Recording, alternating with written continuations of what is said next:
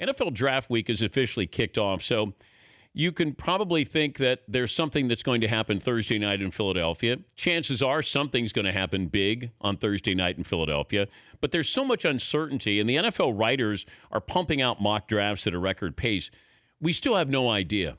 We have still no idea who the Cleveland Browns are going to take at number one because they're the Cleveland Browns. We're not quite sure. And reporters are working hard to develop sources. But unfortunately, sources can also be lying to them, using them. Teams pump out misinformation.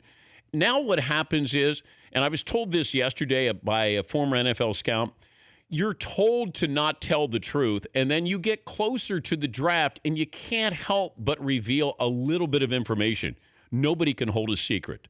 Can't. All that information. So now you're starting to hear some of the chatter about how they really think of these players. You know, is Patrick Mahomes a system quarterback? He's got a big arm, but what's that mean?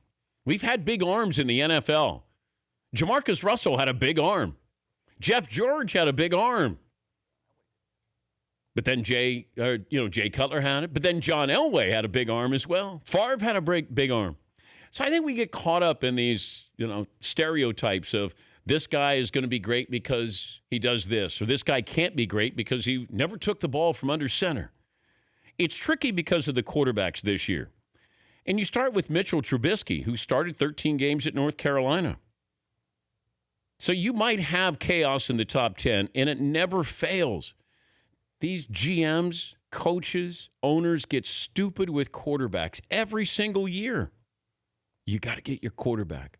And it goes back to what I've said all along about the Cleveland Browns or anybody else who needs a quarterback. You don't take a quarterback unless you feel it's the right quarterback. Not, I got to get a quarterback. It's like getting a date to the prom. Hey, I got to get a date to the prom.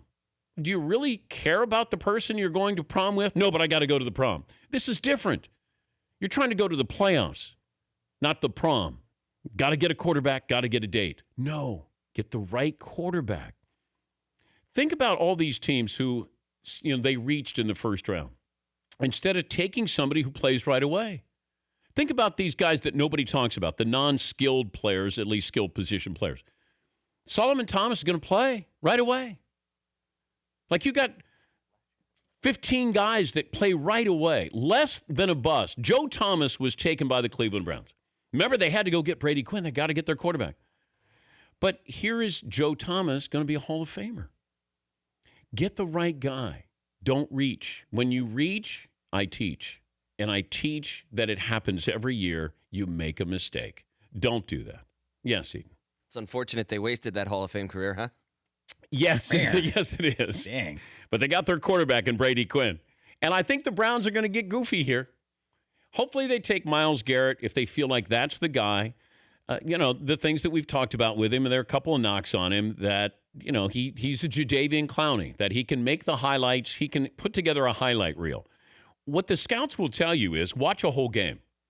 Because I can watch, remember the play that made Jadeveon Clowney was the bowl game against Michigan, and he pops Vincent Smith. And I said, you don't want to be known for just that. Because if you are known for just that, then you're going to get drafted accordingly. Now, he got drafted high, but you want a full view of a player.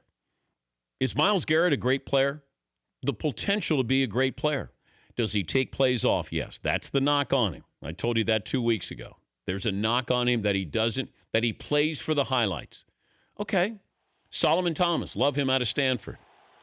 He's got, everybody's got flaws here. But who plays for you right now? If you're the Cleveland Browns or the San Francisco 49ers, get somebody who plays right now, who helps you right now. Mitchell Trubisky does not play for you right now. Deshaun Watson does not play for you right now. Patrick Mahomes does not play for you right now. And if I'm a quarterback in this draft, I hope I'm taking lower.